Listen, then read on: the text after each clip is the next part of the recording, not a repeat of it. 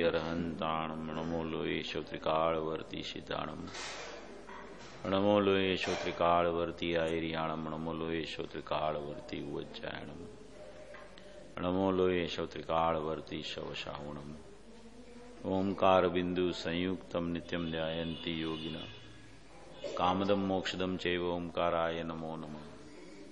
मंगलम भगवान वीरो मंगलम गौतमो गणी मंगलम कुंदकुंदार्यो जैन धर्मोस्तु मंगलम सर्वमंगल मांगल्यम सर्वकल्याण कारकम प्रदानम सर्वधर्माणाम जैनम जयतु शासनम।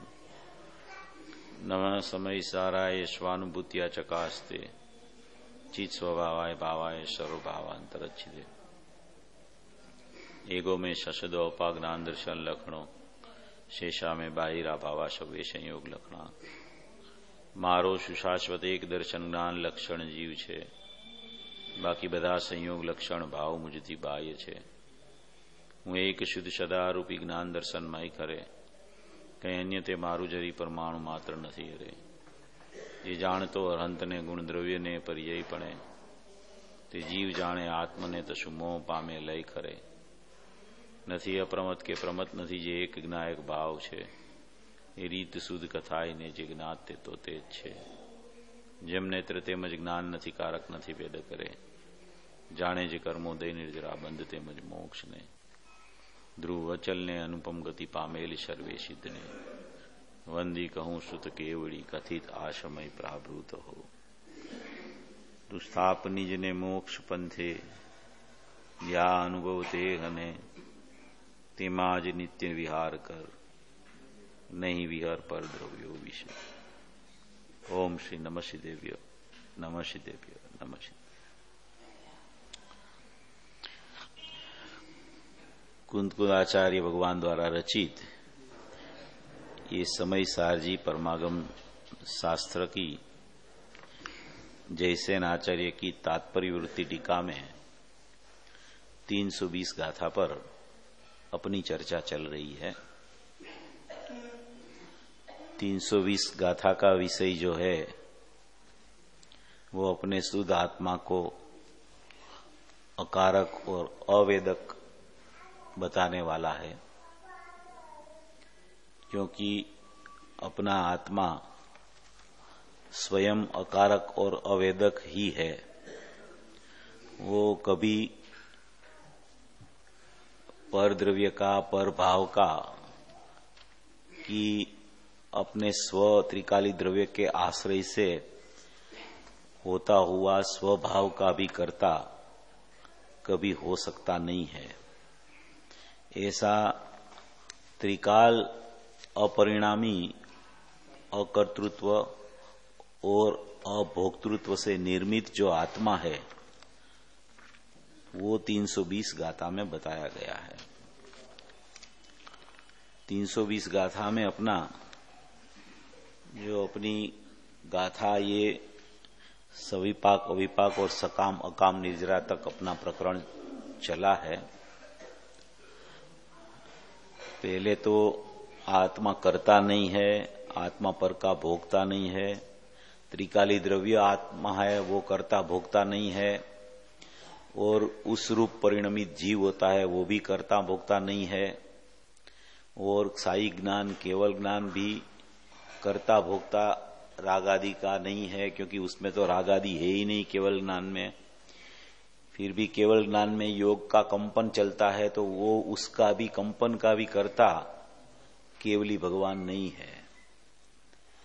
ऐसे किसी तरह से भगवान आत्मा या भगवान आत्मा के सन्मुख होके परिणमने वाला जीव, आंशिक रूप से परिणमने वाला जीव शुद्ध ज्ञान परिणत जीव, या तो परिपूर्ण रूप से अपने स्वभाव की सन्मुख होके परिपूर्ण लीनता करके परिणमने वाला केवल ज्ञानी जीव।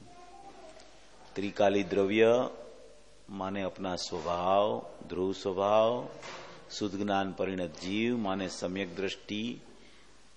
दृष्टि से लेकर माने कि 12वां गुण स्थान तक का जीव, और केवली परमात्मा जो क्षायिक ज्ञान से निर्मित है, जिसको क्षायिक भाव प्रकट हो गया है, ऐसा केवल ज्ञानी परमात्मा भी कोई भी परिणाम का कर्ता नहीं है। अभी जो पूज्य गुरुदेव श्री का प्रवचन चला ना, उसमें आया कि अज्ञानी राग का करता है और ज्ञानी आनंद का करता है, ऐसा एक शब्द आया। अभी अज्ञानी राग का करता है क्योंकि अज्ञानी ने त्रिकाली द्रव्य को छोड़ा है, इसीलिए राग को मैं करता हूं ऐसा मानता है, ऐसा जानता नहीं कि राग मेरी बहिर्लक्षी पर्याय में होता है। ऐसा सचमुच में तो जानना होता है, मगर वो ऐसा मानता नहीं है, उसे अज्ञानी बोला जाता है। और जो जीव को वो अज्ञान दशा छूट के ज्ञान दशा प्रकट हो जाती है, तो वो राग का करता नहीं है, परद्रव्य का करता नहीं है, अज्ञान का करता नहीं है। उस अपेक्षा से उसको आनंद प्रकट हुआ है, उसका कर्ता बोला जाता है। वास्तव में कोई जीव कोई भी परिणाम का सचमुच में कर्ता होता ही नहीं है। कर्ता कहना वो व्यवहार और उपचार है। ज्ञानी के जो कथन आते हैं, वो कथन में वो बार बार नहीं बोलते हैं कि ये कथन निश्चय का है, ये कथन व्यवहार का है, ये कथन उपचार का है। वो चीज अपने को समझनी होती है। ज्ञानी कहां से कौन सी बात करते हैं, कब उसको कर्ता कहते हैं, कब उसको अकर्ता कहते हैं, कब उसको ज्ञान का कर्ता कहते हैं, पूर्व पर्याय में उसको राग का कर्ता कैसे ऐसे बोलते हैं। ये सब दोष एक समय की मान्यता में चलते रहते हैं, क्योंकि जो स्वरूप और स्वभाव है वो तो प्रथम से ही ऐसा है, उसमें तो कुछ परिवर्तित होता ही नहीं। कुछ स्वभाव ऐसा न ऐसा रहता है, ज्ञायक भाव ऐसा न ऐसा रहता है, सर्वविशुद्ध पारिणामिक भाव ऐसा न ऐसा रहता है, उसमें कुछ होता नहीं है। वो तो त्रिकाली ध्रुव शाश्वत स्थिर अक्रिय बिंब है, उसमें कुछ होता नहीं है। जो परिणमन चलता है वो प्रति समय प्रत्येक पर्याय में चलता है। राग आदि का बहिर्लक्षी परिणमन हो, वो बहिर्लक्षी परिणमन में राग वर्तता है, उसको मेरा मानना वो श्रद्धा का मिथ्यात्व रूप परिणमन हो, वो दोनों को मिला के उसको एकांत रूप से जानने की पर्याय उसको ही जानने के लिए प्रवृत्तिशील होवे तो उसको अज्ञान बोला जाता है। ऐसे मिथ्या दर्शन, मिथ्या ज्ञान, मिथ्या चारित्रात्मक जो परिणाम जीव की बहिर्लक्षी पर्याय में चलते हैं, वो पर्याय का कर्ता अपने को मानता है। पर्याय का कर्ता वो हो नहीं सकता। अगर एक समय पर्याय का कर्ता हो जाए तो वो पर्याय का कर्ता ही बना रहेगा, कर्ता ही बना रहेगा, कर्ता ही बना रहेगा, और कर्ता स्वभाव में आ ही नहीं सकेगा वो। इसलिए यहां ये बतलाना चाहते हैं कि तेरा स्वभाव अकर्ता है, तेरा स्वभाव शुद्ध पारिणामिक स्वरूप है, तेरा स्वभाव मात्र जानना देखना है। पारिणामिक भाव यानी निरपेक्ष भाव, निरपेक्ष भाव यानी टंकोत्कीर्ण भाव, टंकोत्कीर्ण भाव यानी कि कुछ उसमें बढ़ घट न होवे ऐसा भाव, उसको बोला जाता है टंकोत्कीर्ण भाव, पारिणामिक भाव, सहज भाव, त्रिकाल भाव, ध्रुव भाव, चैतन्य भाव, एक रूप भाव, अभेद भाव, अखंड भाव। वो अपरिणामी वस्तु मात्र है, वो सत्ता मेरी है, वो मेरी कायमी सत्ता है। वो सत्ता कभी आनंद की पर्याय रूप भी परिणमित नहीं होती है, क्योंकि वो अपरिणमनशील है। आनंद की पर्याय परिणमित होती है, वो त्रिकाली द्रव्य के आश्रय से होती है। तो आश्रय करने वाला और आश्रयवान दोनों का भेद न देख के ऐसा बोला जाता है कि ये जीव आनंद रूप परिणम गया। जीव परिणमता नहीं है, जीव अपरिणामी है। जीव कभी नहीं परिणमता है और पर्याय कभी परिणमन छोड़ती नहीं है। ऐसा दोनों का स्वभाव पृथक पृथक है।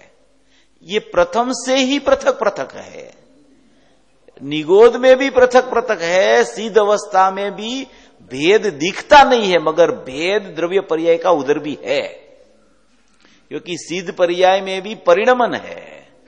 एक समय की सिद्ध की दशा है, दूसरे समय दूसरी, तीसरे समय तीसरी, ऐसा उधर भी परिणमन चलता है। और त्रिकाली द्रव्य है वो तो उसकी सत्ता अबाधित है, अखंड है, ध्रुव सत्ता जिसको बोलते हैं। ध्रुव में अवर जवर नहीं होती है, ऐसी ध्रुव सत्ता है, ऐसी निबिड़ सत्ता है, ऐसी अखंड सत्ता है, ऐसी जाज्वल्यमान सत्ता का स्वरूप वो मैं हूं। ऐसा ये मेरा भाव पारिणामिक भाव है। औदैहिक, औपसमिक, सयोपसमिक, साइक 4 भाव है, वो पर्याय के भाव है, मेरे भाव नहीं है। ऐसी ये 320 गाथा में बहुत महत्वपूर्ण चर्चा अपनी चल रही है। उसमें ये अपना सकाम अकाम सविपाक अविपाक निर्जरा वाला प्रकरण पूरा हुआ। अभी यही गाथा में उसका दूसरा पैराग्राफ शुरू होता है। वो पैराग्राफ में क्या कहना चाहते हैं, ये पैराग्राफ कर्ता भोक्ता वाला, कर्मों का अकारक अवेदक वाला, शुद्ध ज्ञान परिणत जीव उपादान रूप से नहीं करता है, नहीं वेदता है, वो पूरा हो गया। अभी सर्व विशुद्ध पारिणामिक, वो ये इसमें नहीं होगा, इसमें नहीं है वो पैराग्राफ। इसमें 2 प्रवचन में निर्जरा का प्रकरण के बाद खत्म हो जाता है। अभी जो दूसरा जो पैराग्राफ इनका चलेगा उसमें सर्वविशुद्ध पारिणामिक भाव की चर्चा आएगी।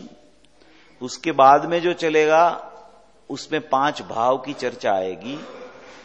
जीव द्रव्य का 5 भाव है, 4 भाव पर्याय रूप, 1 भाव द्रव्य रूप, उसकी चर्चा चलेगी। तो ये जो अभी ये पैराग्राफ चलेगा उसमें ये कहना चाहते हैं कि सर्वविशुद्ध पारिणामिक परम भाव ग्राहक शुद्ध उपादान भूत, सर्वविशुद्ध पारिणामिक परम भाव ग्राहक शुद्ध उपादान भूत, ये सब विशेषण त्रिकाली द्रव्य के हैं।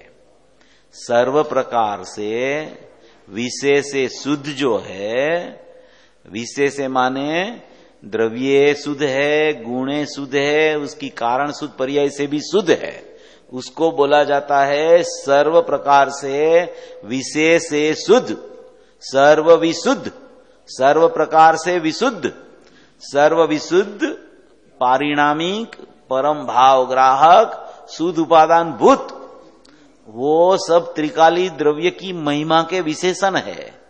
सर्व विशुद्ध माने सर्व प्रकार से विशुद्ध, सर्व माने द्रव्य क्षेत्र काल भाव से विशुद्ध, द्रव्य निर्विकल्प वस्तु, क्षेत्रे असंख्य प्रदेश, काले उसका त्रिकाल अनादि अनंत काल, और भावे अनंत गुणात्मक वस्तु।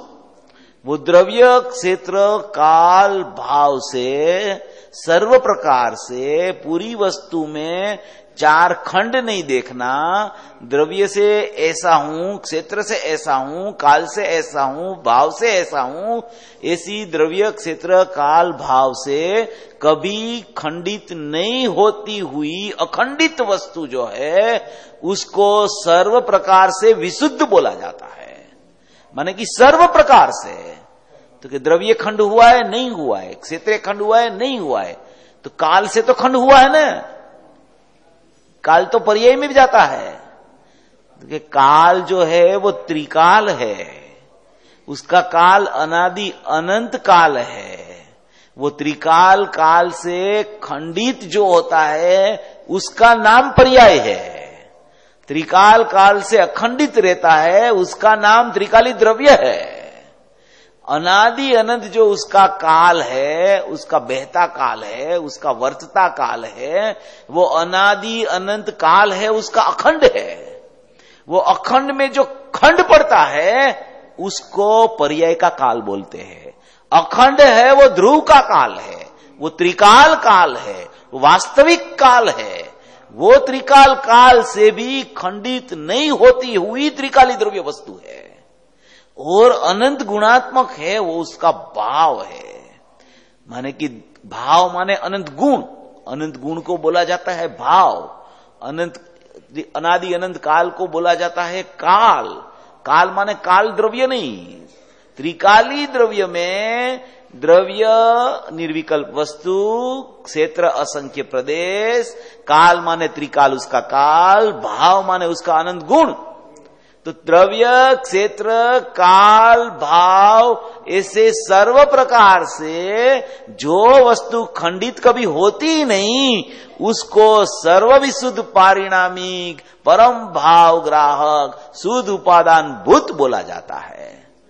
सर्व प्रकार से विशुद्ध, किसी प्रकार से शुद्धता में उसमें खामी नहीं आती, सर्व प्रकार से विशुद्ध, विशेष है शुद्ध, द्रव्य क्षेत्र काल भाव से अखंडित। विशेष माने विशेष से शुद्ध माने ऐसे द्रव्य से तो अखंडित, विशेष माने उसकी कारण शुद्ध पर्याय से भी शुद्ध।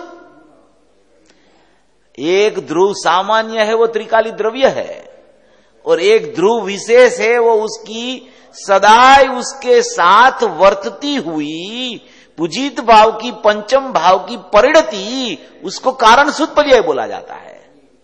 उसको बोला जाता है सर्व भाव से विशेष से शुद्ध, सर्व विशुद्ध, माने कि द्रव्य क्षेत्र काल भाव से खंडित नहीं और द्रव्य क्षेत्र काल भाव से खंडित नहीं होती हुई वो त्रिकाली द्रव्य, उसका ही एक ध्रुव सामान्य का ध्रुव विशेष, एक ध्रुव सामान्य वो त्रिकाली द्रव्य और उसी का एक ध्रुव विशेष, वो उसी की वो कारण शुद्ध पर्याय, वो भी ध्रुव।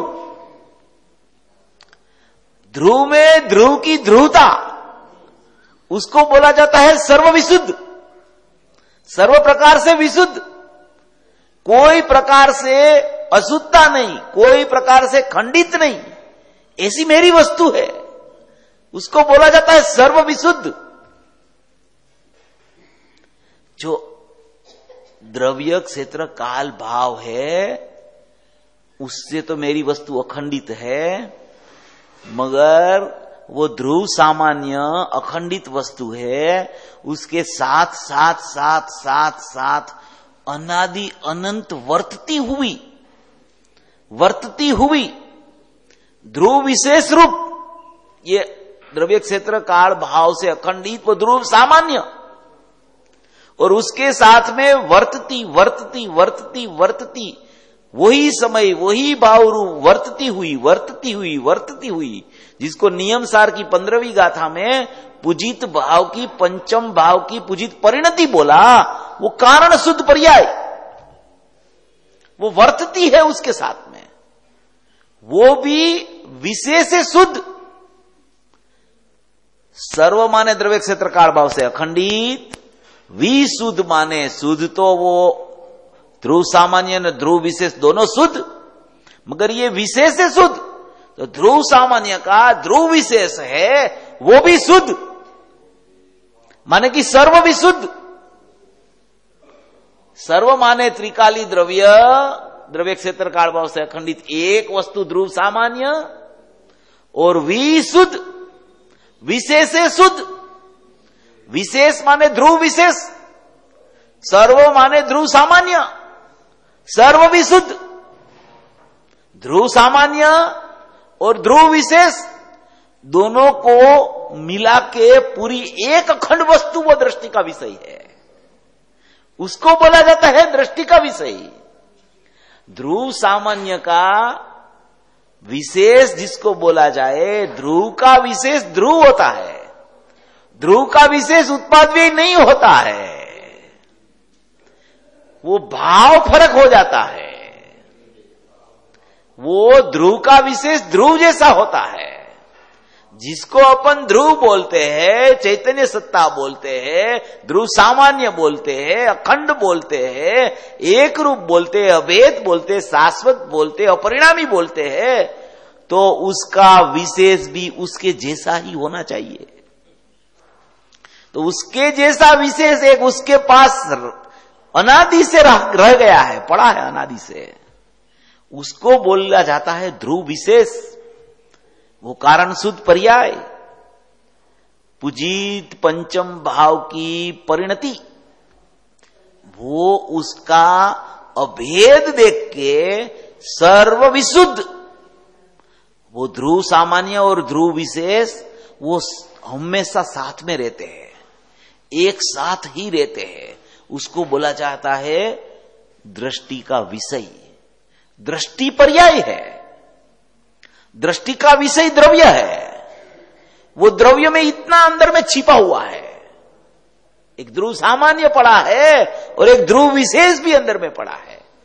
ध्रुव सामान्य और ध्रुव विशेष अंदर में भेद रूप नहीं है, वो अभेद रूप है, एक रूप है, शाश्वत रूप है।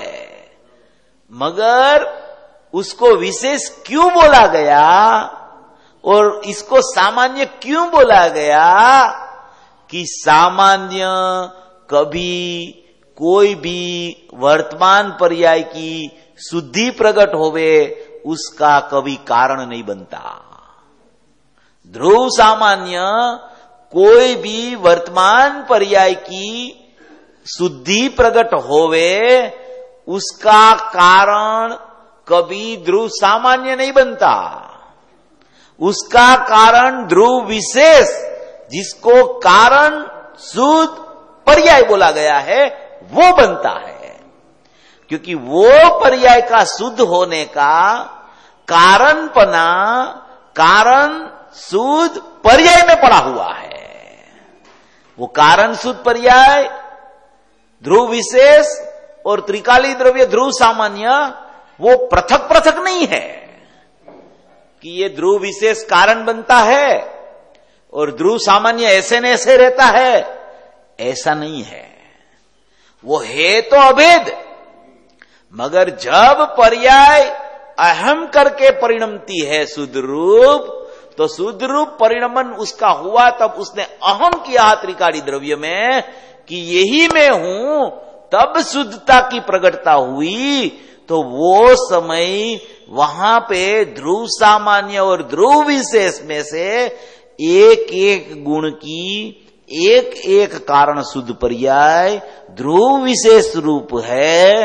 वो ध्रुव विशेष रूप में जो पर्याय की शुद्धि प्रकट होने वाली है उसका निमित्त कारणपना अंदर में ध्रुव विशेष में पड़ा है, ध्रुव सामान्य में नहीं है।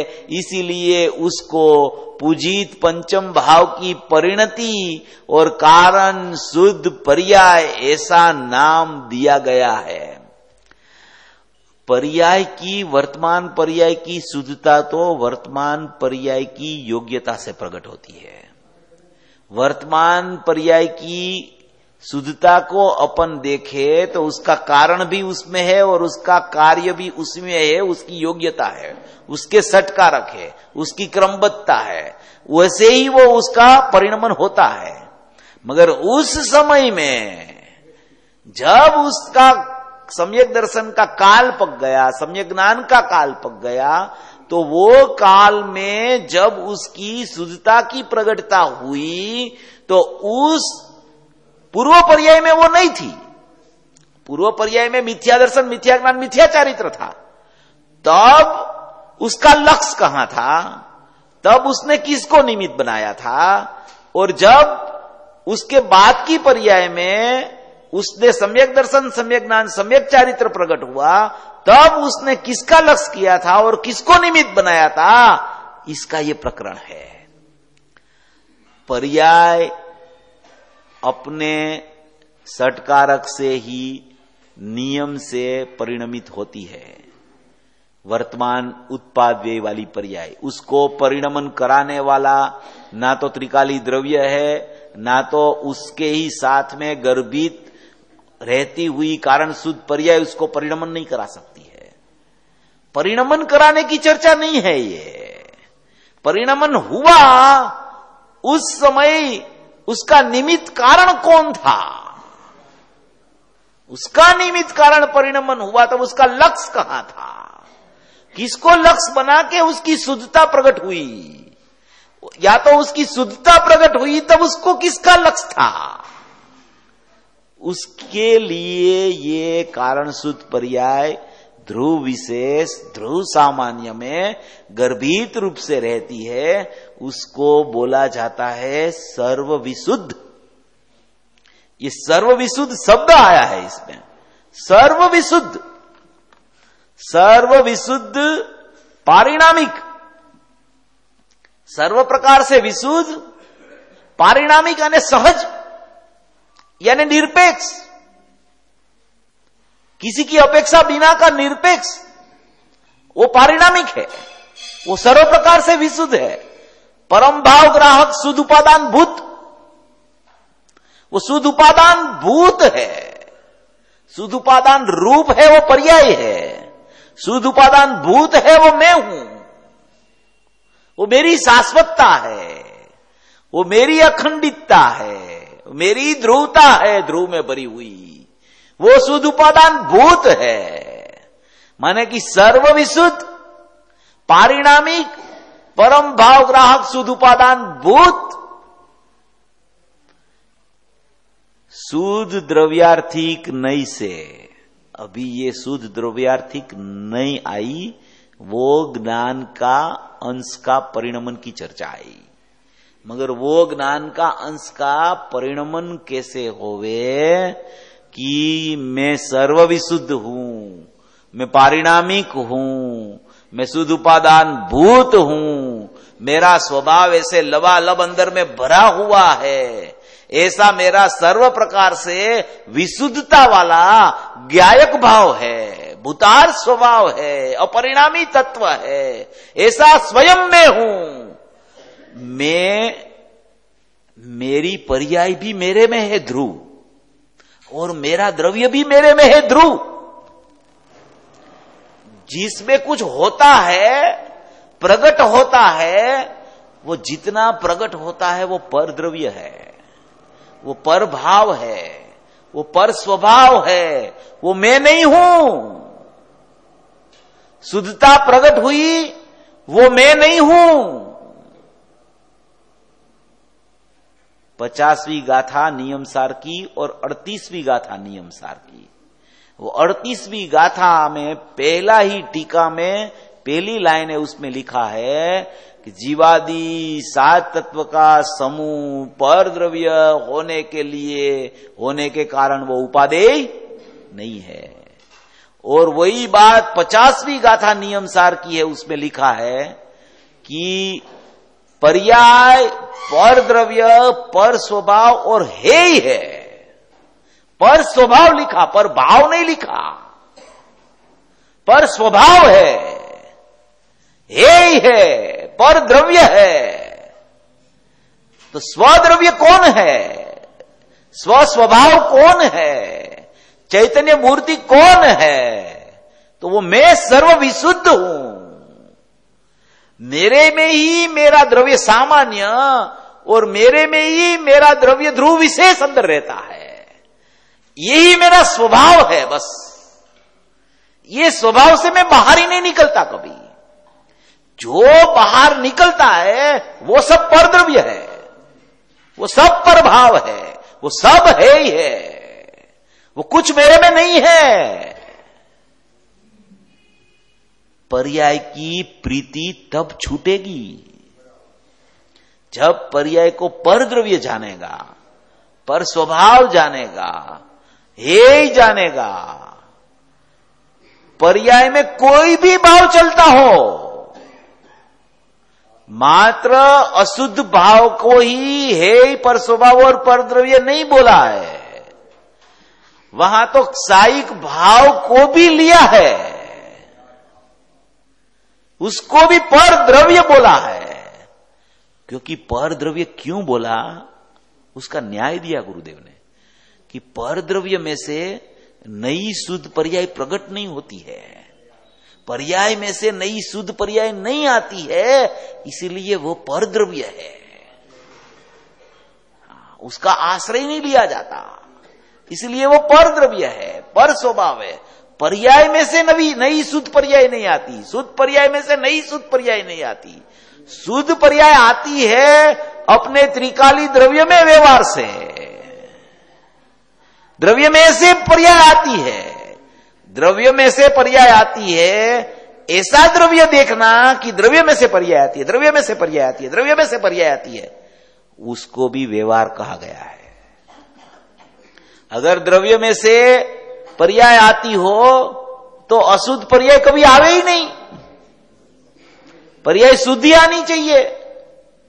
तो अशुद्ध पर्याय का भी जन्म होता है, तो अशुद्धता द्रव्य में से नहीं आती, उसमें भी न्याय है। पर्याय द्रव्य में से ही आती है, पर्याय पर्याय में से नहीं आती है, पर्याय पर में से नहीं आती है, पर्याय द्रव्य में से ही आती है। मगर पर्याय आती है द्रव्य में से, और पर्याय प्रकट होती है तब उसका परिणमन होता है स्वतंत्र। वो स्वतंत्र परिणमन में अशुद्धता या शुद्धता है। पर्याय अंदर से नहीं आती है ऐसा भी नहीं है, और पर्याय अंदर से ही आती है, अंदर से ही आती है, अंदर से ही आती है ऐसा भी नहीं है। उसका स्वरूप समझना बराबर। आती है अंदर से, होती है स्वतंत्र। आती है अंदर से, परिणमन शुद्धता की अशुद्धता का होता है स्वतंत्र सटकारक से, अपनी योग्यता से, अपनी सटकारक के परिणमन से, अपनी क्रमबद्धता से। ऐसी पर्याय की स्थिति है, और वो पर्याय को परद्रव्य बोला, क्योंकि वो अंदर से आती है न, वो जब तक बाहर नहीं आती तब तक उसका नाम पर्याय नहीं पड़ता। वो अंदर है तब तक तो वो पारिणामिक भाव है। वो पारिणामिक भाव गुणों में बसता है, और गुणों में जो बसता है, और गुणों के साथ में उसकी जो ध्रुव विशेष कारण शुद्ध पर्याय है, वो ध्रुव विशेष रूप में रहती है, बहती है, बहती है, बहती है, बहती है। ऐसा एक शाश्वत सर्वविशुद्ध रूप में हूं, इसको बोला जाता है सर्वविशुद्ध पारिणामिक परम भाव ग्राहक शुद्ध उपादान भूत। ऐसी मेरी वस्तु है, ऐसा मेरा त्रिकाल स्वभाव है, ऐसा मेरा परम पारिणामिक भाव है। यहां पारिणामिक शब्द आया ना, पारिणामिक तो पर्याय में भी लागू पड़ता है, वर्तमान पर्याय में। राग को भी पारिणामिक कहते हैं, मगर परम पारिणामिक मात्र त्रिकाली द्रव्य को कहते हैं। पारिणामिक राग को भी कहते हैं, वर्तमान पर्याय को भी कहते हैं। क्यों कहते हैं पारिणामिक? क्योंकि पारिणामिक माने कि निरपेक्ष। तो राग भी क्या है? निरपेक्ष है। उसको किसी की अपेक्षा नहीं है कि इसके कारण राग होया, इधर से छूटा इसलिए राग हुआ, ऐसी कोई अपेक्षा नहीं है। वो निरपेक्ष है, और वो पर्याय द्रव्य की ही पर्याय होती है, इसलिए भी उसको पारिणामिक बोला जाता है। दो न्याय है उसमें, गुरुदेव ने दिया है ये सब। इसको बोलते हैं सर्वविशुद्ध पारिणामिक, यानी परम पारिणामिक। मैं तो परम पारिणामिक, परम यानी कि पूज्य, उसको पूज्यता का आगे लगा दिया परम। परम माने आदर करने योग्य, आश्रय लेने योग्य, उपादेय करने योग्य, सर्वविशुद्ध, वही पारिणामिक, परम भाव ग्राहक, शुद्ध उपादान भूत। शुद्ध उपादान और भूत। शुद्ध माने उसमें कोई अशुद्धता नहीं है, उपादान माने त्रिकाल स्वशक्ति, और भूत माने होने रूप, होने रूप, होने रूप, होने रूप। उसको बोला जाता है शुद्ध उपादान भूत। सर्वविशुद्ध पारिणामिक परम भाव ग्राहक शुद्ध उपादान भूत, वो मेरी वस्तु है, वो मेरा चैतन्यपना है, वो मेरा त्रिकाल स्वभाव है, वो मेरी अस्थि है। ऐसी ही मेरी अंदर में निज वस्तु पड़ी है। वस्तु, वो वस्तु मात्र है। वो उसको वस्तु मात्र से देखना, अनंत गुणात्मक नहीं देखना। अकेला अनंत गुणात्मक देखोगे तो असंख्य प्रदेश और त्रिकाल काल रह जाएगा। अकेला उसको त्रिकाल देखोगे तो तीन काल की अपेक्षा आएगी तो निरपेक्ष नहीं रहेगा वो। असंख्य प्रदेश में एक एक प्रदेश में अनंत गुण बसते हैं, प्रत्येक प्रदेश में अनंत गुण व्यापक है, अनंत गुण व्यापक है। एक प्रदेश में एक गुण ऐसा नहीं है, प्रत्येक प्रदेश में अनंत गुण की व्यापकता भरी हुई है। ऐसा मेरा स्वभाव है। द्रव्य निर्विकल्प वस्तु, क्षेत्र असंख्य प्रदेश, काले अनादि अनंत त्रिकाल और भावे अनंत गुणात्मक, ऐसी द्रव्य क्षेत्र काल भाव से खंडित नहीं होती हुई ऐसी अखंडित वस्तु सर्व प्रकार से विशेष माने ध्रुव विशेष से भी, ध्रुव विशेष, ध्रुव विशेष, ध्रुव विशेष उससे भी शुद्ध, माने कि सर्व प्रकार से ध्रुव सामान्य से विशुद्ध माने विशेष ध्रुव विशेष से वो शुद्धता कायम बनी रही है ध्रुव सामान्य और ध्रुव विशेष में। ये भी ध्रुव सामान्य और ध्रुव विशेष का भेद नहीं करके ऐसा अखंड दृष्टि का विषय वो मैं हूं, उसको बोला जाता है दृष्टि का विषय, उसको बोला जाता है परम परिणामिक भाव लक्षण वाला भाव, उसको बोला जाता है चेतना से सबर, उसको बोला जाता है ध्रुव चैतन्य मात्र वस्तु।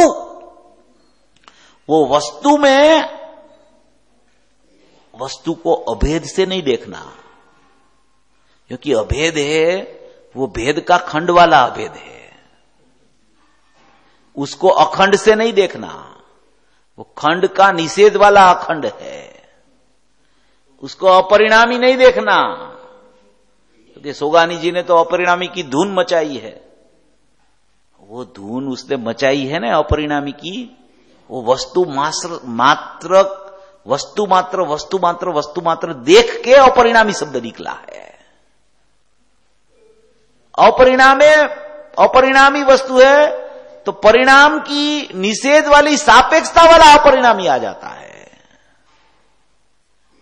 ऐसे वस्तु के कोई विशेषण से वस्तु को नहीं देखना। अपरिणामी देखोगे तो अखंड रह जाएगा, अखंड देखोगे अभेद रह जाएगा। ऐसा वस्तु त्रिकाली द्रव्य का स्वरूप ऐसा नहीं है। अनंत विशेषणों से उसको बताया जा रहा है।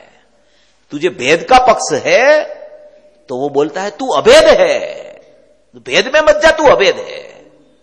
तू खंड खंड देख रहा है तो तुझे बोलते हैं अखंड हो, तू अखंड हो, तू अखंड हो। तू परिणाम की दृष्टि कर रहा है तो बोला तू अपरिणामी हो। तू कर्ता बन रहा है तो बोला तू अकर्ता हो।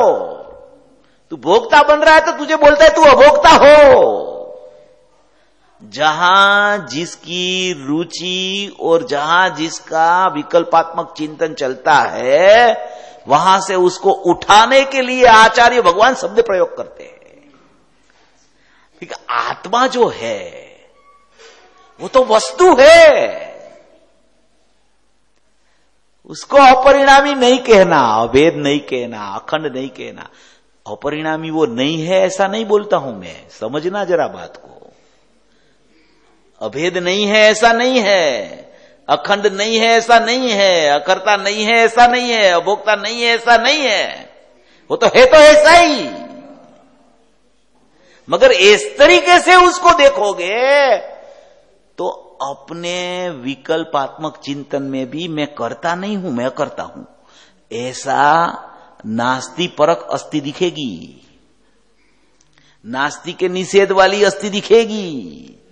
ऐसी मेरी अस्थि नहीं है। मेरी अस्थि मेरे से स्वयं है। मैं शुद्ध उपादान भूत हूं, मैं शाश्वत परमात्मा हूं। कोई विशेषण मुझे लागू ही नहीं पड़ते। ऐसे सर्व विशेषणों से पार में हूं। अरे भाई, पर्याय को तो भेद को निकाल दिया है कि पर्याय तो मेरे में है ही नहीं, पर द्रव्य है, पर भाव है, पर स्वभाव है। फिर अंदर आए तो अंदर में भी कोई भेद नहीं करना, गुण का भेद नहीं करना, धर्म का भेद नहीं देखना, वो सब बातें आई। फिर बोले कि मैं अभेद वस्तु हूं, मैं निर्विकल्प वस्तु हूं, मैं असंख्य प्रदेशी हूं, मैं त्रिकाल हूं, मैं अनंत गुणात्मक भाव रूप हूं, तो कि ऐसा भेद भी मत करना, ऐसा खंड भी मत करना, ऐसा खंड भी नहीं है मैं अखंड हूं, ऐसा भेद नहीं है मैं अभेद हूं। तो क्या अभी उधर तक आए, फिर अखंड और अभेद और अपरिणामी को भी आप निकाल रहे हो, ये कैसा आत्मा है आपका? तो क्या नहीं, आत्मा ऐसा ही है, वो वस्तु मात्र है, वस्तु मात्र आत्मा है। आत्मा का कोई नाम नहीं होता, आत्मा ऐसा। आत्मा का नाम आत्मा बोला नहीं, आत्मा बोलने का नाम है, वो तो वस्तु है,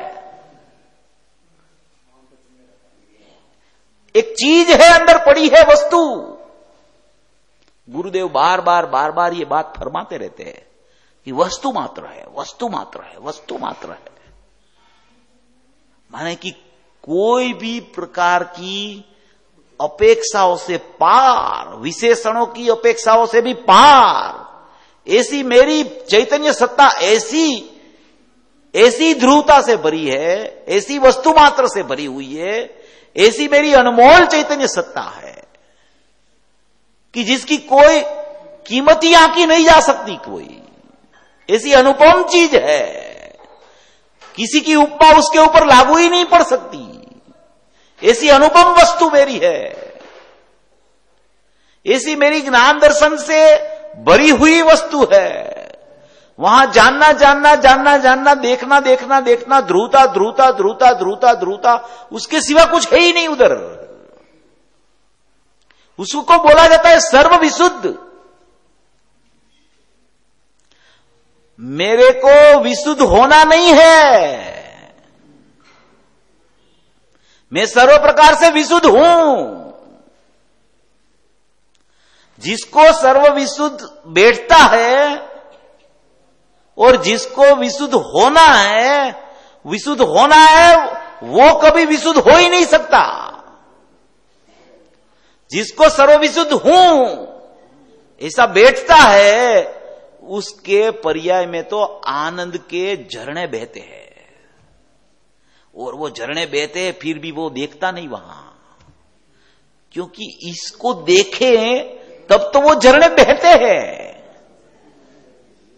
अभी जो वहां देख ले तो वो तो च्युत हो जाएंगे, झरने ही बंद हो जाएंगे वहां देखेगा तो। ऐसी मेरी चैतन्य सत्ता है, ऐसा मेरा ध्रुव धाम है, ऐसी मेरी वस्तु मात्र है। ऐसी सत्ता का ये आचार्य भगवान ने अपने को अपनी ऐसी सत्ता का निरूपण करके बता दिया कि तू सर्व विशुद्ध है। अशुद्धता की तो बात ही नहीं है यहां, अशुद्धता तो बहुत दूर।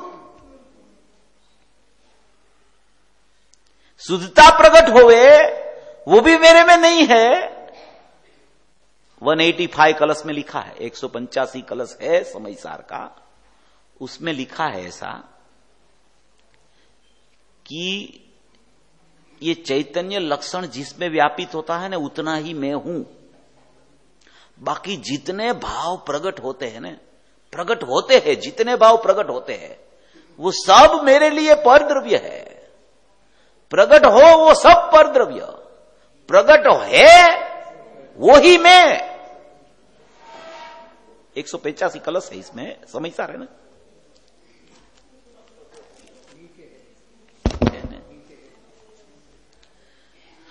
मैं थोड़ा पढ़ के बताऊं, अच्छा रहेगा थोड़ा आपको।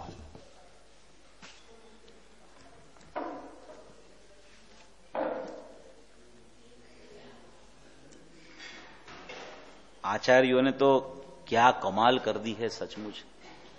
अपनी नजर उधर खाली पड़ जाए ना, खाली नजर का काम है, नजर का, उसकी नजर वहां जानी चाहिए बस, और तो कुछ उसको करना नहीं है, क्योंकि वो कुछ कर नहीं सकता है। कुछ कर नहीं सकता है, वो कितना भी वो प्रयास करे कुछ कर नहीं सकता है। वो नजर डाल सकता है वस्तु पे, उसमें उसका पुरुषार्थ काम करता है।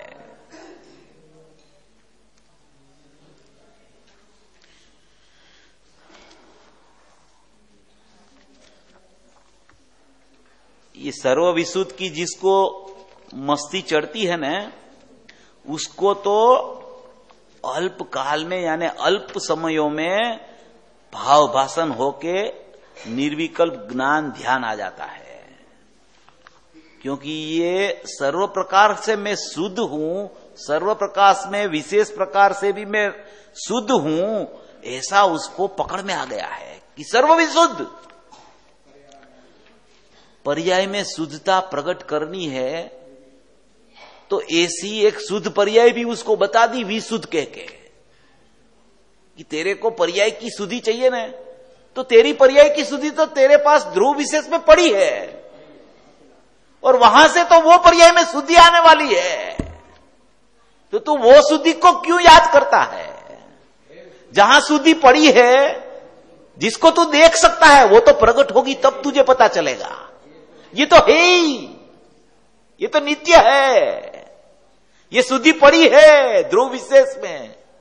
वो शुद्धि में से तो वर्तमान शुद्धि प्रगटती है, तो प्रगटती है उसकी चिंता क्यों करता है? जो है उसको देख ले तो प्रगट तो सहज हो जाएगी। इसी अद्भुत बात है ये। 185 कलश में इसमें लिखा है, सिद्धांतो यमुदात चित चरिते मोक्षार्थी भी सेव्यता शुद्धम चिन्मय एकमेव परमं ज्योति सदेवास्म्यहम् एते ये तु समुल्लसन्ति विविधा भावा पृथग् लक्षणा तेऽहं नास्मि यतोऽत्र ते मम पर द्रव्यं समग्रायपि। जिनके चित्त का चरित्र उदात माने कि उदार उच्च और उज्जवल है, ऐसे मोक्षार्थी सेवन करे कि मैं तो सदा ही शुद्ध चैतन्यमय एक परम ज्योति ही हूं, मैं तो सदा ही शुद्ध चैतन्यमय एक परम ज्योति ही हूं। और इस श्लोक में आया ना दूसरी तीसरी लिटी में, और एते ये पृथक लक्षणा विविधा भावा समुलंती ते अहम नास्मि। जो यह भिन्न लक्षण वाले विविध प्रकार के भाव प्रकट होते हैं, प्रकट होते हैं, वो कौन से लक्षण वाले हैं? भिन्न लक्षण वाले हैं। मेरा लक्षण जो अंदर में है परम पारिणामिक भाव, सर्व प्रकार से विशेष से शुद्ध परम पारिणामिक भाव लक्षण वाला मैं त्रिकाल चैतन्य परमात्मा हूं। मेरा लक्षण से जो प्रकट होते हुए लक्षण वाले विविध प्रकार के जो भाव है वो प्रकट होते हैं, वो मैं नहीं हूं। जो प्रकट होते हैं वो मैं नहीं हूं, जो प्रकट है वो मैं हूं। जो प्रकट होते हैं भाव भिन्न लक्षण वाले विविध प्रकार के, वो मैं नहीं हूं, क्योंकि वे सभी मेरे लिए परद्रव्य है। वे सभी मेरे लिए परद्रव्य है, इसलिए वो भाव मेरे नहीं है। विविध लक्षण वाले माने औपसमिक, क्षयोपसमिक और क्षायिक, विध लक्षण वाले भाव प्रकट होते हैं। वो मेरे लक्षण से पृथक है, मेरा लक्षण उसमें व्याप्ता नहीं है, इसलिए वो मैं नहीं हूं, वो परद्रव्य है।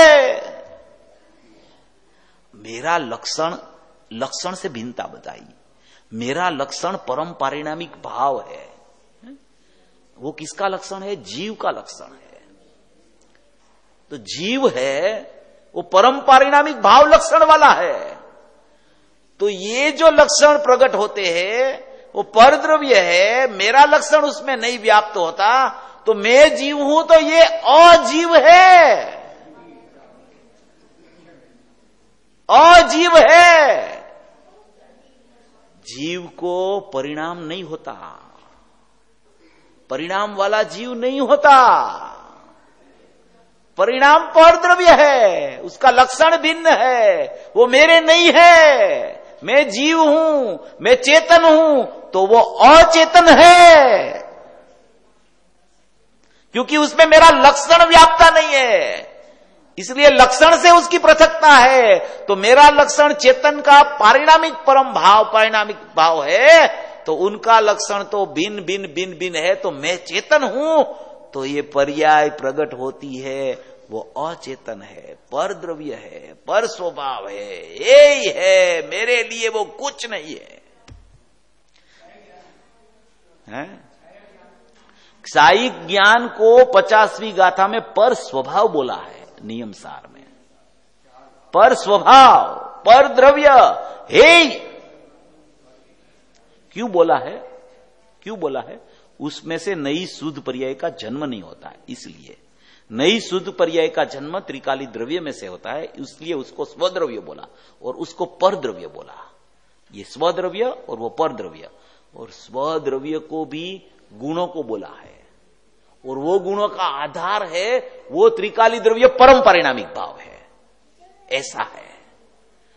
पर्याय पर द्रव्य है तो गुण स्वद्रव्य है, और गुण स्वद्रव्य है तो स्वद्रव्य का आधार त्रिकाली द्रव्य परम परिणामिक भाव है, ऐसा है।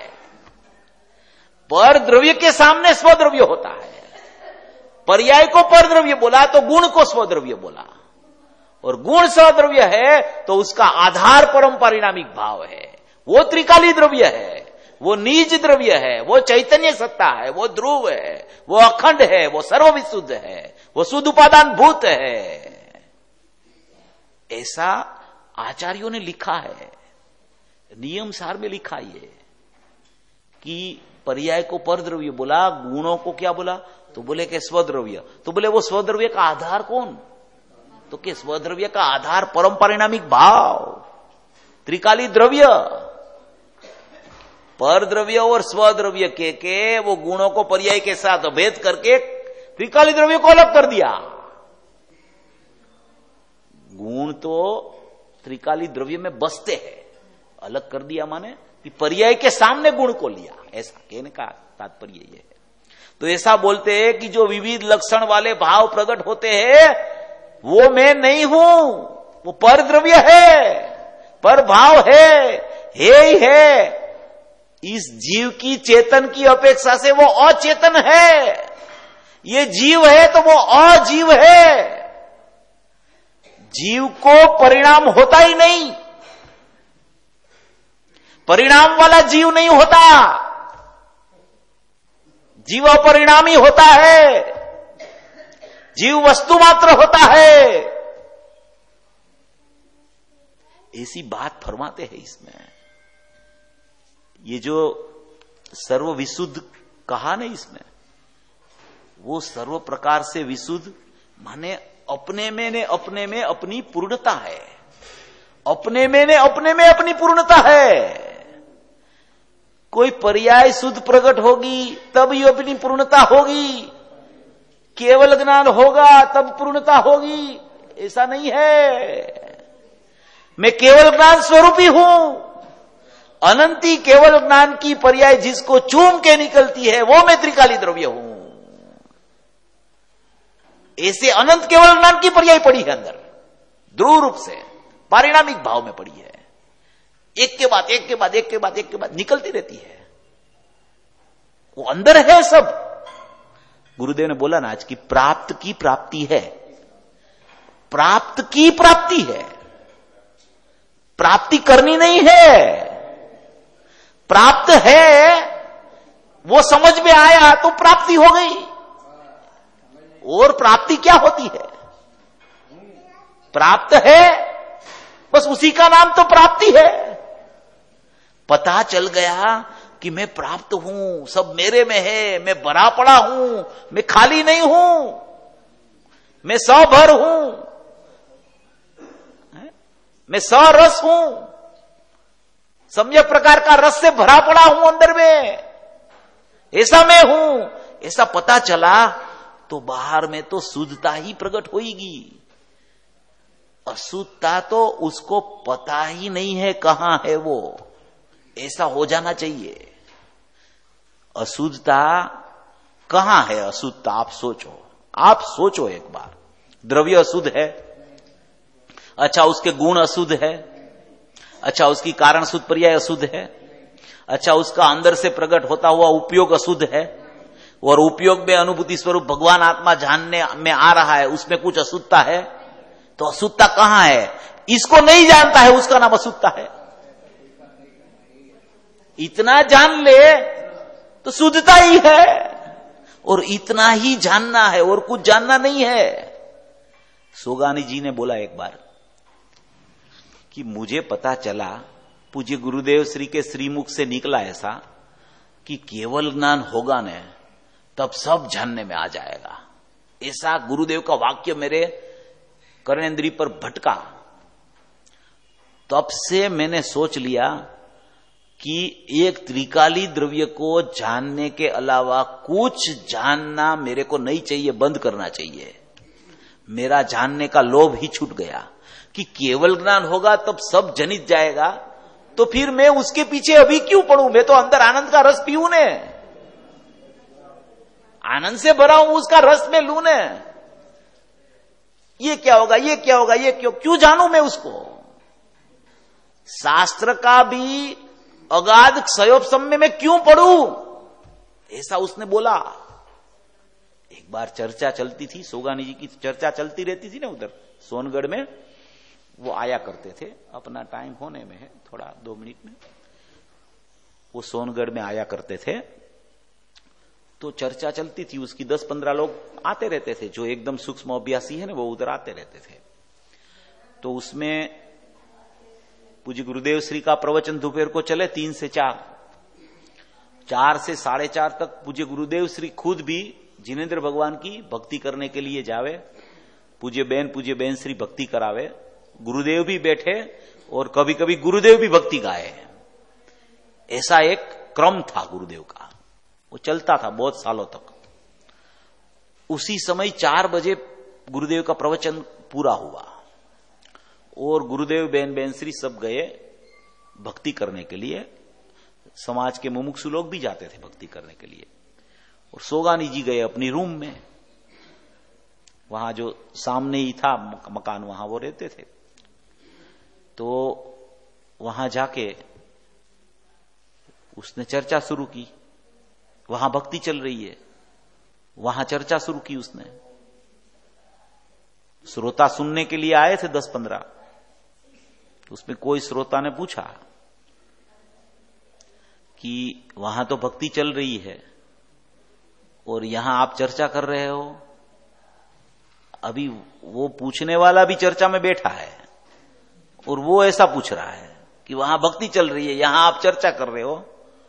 सोगानी जी को द्रव्य दृष्टि की मस्ती इतनी कि वो बोले कि ये जो सब चर्चा चलती है ना यहां, वो स्वप्न में चलती है। स्वप्न में कहां चलती है? स्वप्न में चर्चा चलती है। जागृत अवस्था में तो मैं शुद्ध हूं, मैं नायक हूं, बस कुछ नहीं है। और ये चर्चा जो चलती है वो स्वप्न है, माने कि वो भाव मेरा है ही नहीं, वहां मैं हुई नहीं। मैं जहां हूं वो वहां वो भाव नहीं है, और जहां वो भाव चलता है वहां मैं नहीं हूं। तुम मुझे मैं चर्चा करता हूं ऐसे मत देखो, मैं तो ध्रुव में डूबा पड़ा हूं। तुम्हें ऐसा लगता है मैं चर्चा करता हूं, ये तो सब स्वप्न में हो रहा है, मैं तो ध्रुव में बैठ के बोलता हूं। ऐसी उसकी मस्ती थी। तो वो उसने ऐसा बोला कि मुझे जब से गुरुदेव ने बोला कि केवल ज्ञान होगा तब सब पता चल जाएगा, तो मेरा जानने का लोभ ही छूट गया। और ऐसे जीव ही एक रात में सम्यक दर्शन पा सकते हैं कि जिसको सचमुच में गुरुदेव का उपदेश अंदर उतर गया होता है। वो कोई क्रिया में नहीं जुड़े, इसका मतलब ये नहीं कि वो स्वच्छंद हो गए हैं। ज्ञानी के व्यवहार का भी निषेध निश्चय की मस्ती वाले को ही आता है। ये सुनना थोड़ा, शास्त्रों में आया है कि व्यवहार का निषेध अदयम होके करना। अदयम, दया मत रखना उसके ऊपर। जो तुझे शुद्धात्मा चाहिए तो शर्त बड़ी है। निषेध, व्यवहार का निषेध के बिना निश्चय की प्राप्ति कभी नहीं हो सकती है। ऐसा मोक्ष मार्ग प्रकाशक कर्ता ने भी लिखा है कि जो व्यवहार का निषेध करता है वही निश्चय का अधिकारी है, ऐसा लिखा है। ऐसी बात है, ऐसा सर्वविशुद्ध का प्रकरण है। ऐसा मैं सर्वविशुद्ध हूं, मैं परम पारिणामिक भाव वाला हूं, सर्व प्रकार से मैं शुद्ध हूं, शुद्ध उपादान भी मेरा लक्षण है, वही उसको बोला जाता है त्रिकाली उपादान। वही मेरी वस्तु है, वही मेरी कायम अस्थि है।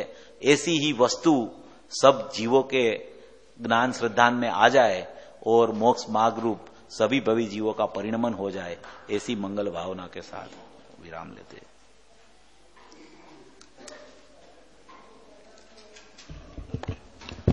दोपहर को ठीक 3:30 बजे से आदरणीय पंडित साहब का मांगलिक प्रवचन होगा।